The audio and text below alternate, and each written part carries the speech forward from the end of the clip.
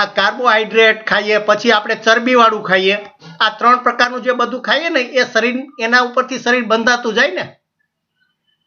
એટલે આપણે જે પ્રોટીન ખાધું હોય એ જો અહીંયા આ એનું કેન્દ્ર બનાવવામાં જે ઉપયોગ થાય એટલા કારણ કે એનું જે કેન્દ્ર છે એ પ્રોટીનમાંથી બન્યું છે એટલે એને ન્યુક્લિયો પ્રોટીન કહે છે. એટલે એ સમજાઈ ગયું ન્યુક્લિયો પ્રોટીન. પછી પુંજ. પુંજ એટલે શું? પુંજ એટલે જથ્થો. એટલે આપણે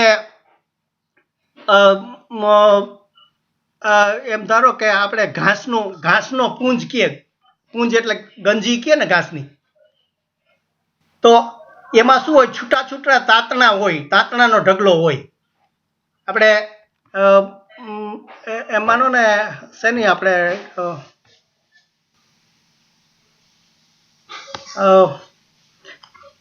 એટલે ટૂંકમાં એ ગોટલા જેવું ના હોય. આપણે આ જે કેરીનો હોય એ ગોટલો હોય, પણ આ ઘાસનું જો આવી રીતે ગૂંચળું વારેલું હોય, સૂત્રીનું, આપણે સૂત્રીનો દડો વારીએ, બરોબર?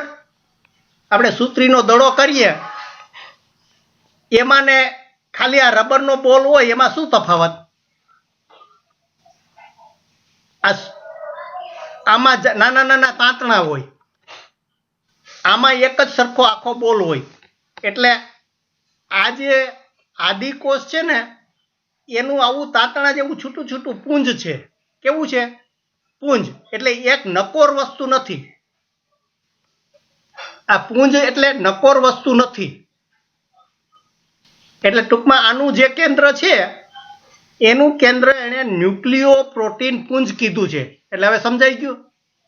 ન્યુક્લિયો એટલે એને વચ્ચેનું, પ્રોટીન એટલે એ પ્રોટીનમાંથી બન્યું છે એટલે, અને પુંજ એટલે કે એ કોઈ કઠણ આમ કે ગોટલા જેવું નથી, એ છૂટું છૂટું તાંતણા જેવું આમ વેરાયેલું છે એમ ગમે તેવું. એટલે આ જે જૂના બેક્ટેરિયા કે આ શેવાળ હોય એનો જે કોષ હોય એનું કેન્દ્ર આવા પ્રકારનું છે. પછી શું કે છે કે આમાં બીજો તો કે કોષ કેન્દ્રમાં સ્પષ્ટ કોષ કેન્દ્ર પટલનો સંપૂર્ણ અભાવ હોય છે. એટલે શું?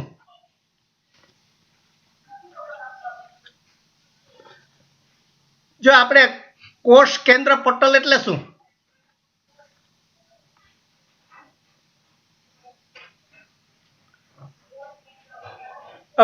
જો એને છૂટા છૂટા પાડી દઈએ.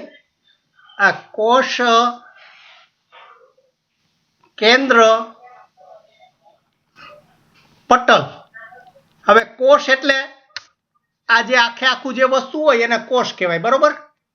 આ કેન્દ્ર એટલે એનું વચ્ચેનો જે ભાગ હોય એને કેન્દ્ર કહેવાય, બરોબર? અને પટલ એટલે પડદો. પટલ એટલે શું? એટલે આ જે તમારો વચ્ચેનું જે એનું કેન્દ્ર હોય એની આસપાસ પાછો પડદો. એટલે આપણે કીધું ને કેરીની ગોટલી હોય એમાં પાછળ અંદર ગોટલી પોચી હોય પણ બહાર બીજું પડ હોય ને. આપણે ગોટલીમાં જે બહાર કઠણ એનું પાછું પડ હોય ને. આપણે આ કેરીની છાલની વાત નથી કરતો, આ ગોઠલાની બહારની પપળની વાત કરું છું. તો એ જે છે એવો પડદો આમાં હોતો નથી. એટલે આજે આદિકોષ હોય એ પટલ એટલે પડદો. એટલે કોષ કેન્દ્ર પટલ એટલે આપણે આ ગોઠલાનું જે બહારનું જે કઠણ પડ હોય ને એવું આમાં હોતું નથી. એટલે શું કીધું અહીંયા કે કોષ કેન્દ્ર પટલનો સંપૂર્ણ અભાવ હોય છે. એટલે એનો અર્થ કે આનું ગોઠલું એક તો જાણે અંદર ગોઠલું છે એક તો આવું એમ કે પુંજ જેવું છે, બરોબર? અને એની આસપાસ બીજું કોઈ આવું પડ નથી.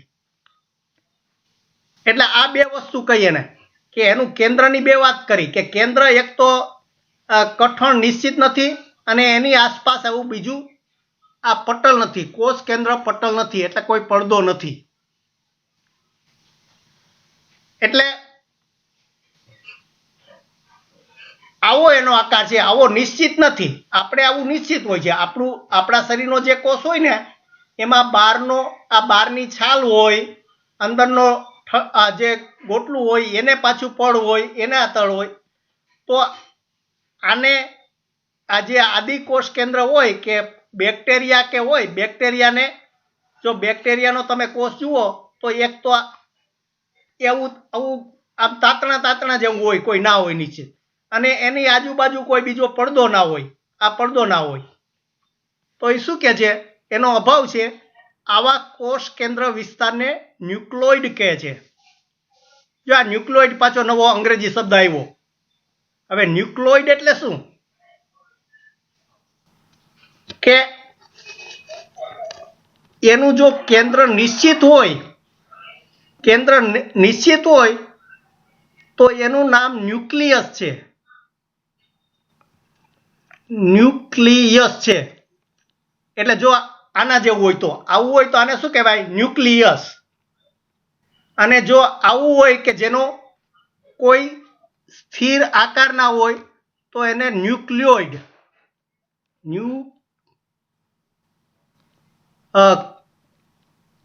ક્લોઇડ. એટલે અંગ્રેજીમાં લખું તો આ ન્યુક્લિયર એટલે જેનું કેન્દ્ર હોય એ, અને આ ન્યુક્લોઇડ, આ બે શબ્દ દેખાય છે બરોબર તફાવત? એટલે આ જે છે આ ન્યુક્લિયર કહેવાય, જેનું બરોબર નિશ્ચિત કેન્દ્ર હોય, જેની આસપાસ પેલી દિવાલ હોય એ ન્યુક્લિયર કહેવાય. એટલે આ ન્યુક્લિયર છે અને આ ન્યુક્લોઇડ છે. ખ્યાલ આવી ગયો? એટલે આ જે કેરી જેવું હોય એમાં જે ગોઠલી હોય અંદર, એમાં ન્યુક્લિયર હોય એનો અંદરનો ભાગ, અને જે ન હોય આદિકોષ એને ન્યુક્લિયોઇડ હોય. એટલે કીધું ને આ બહુ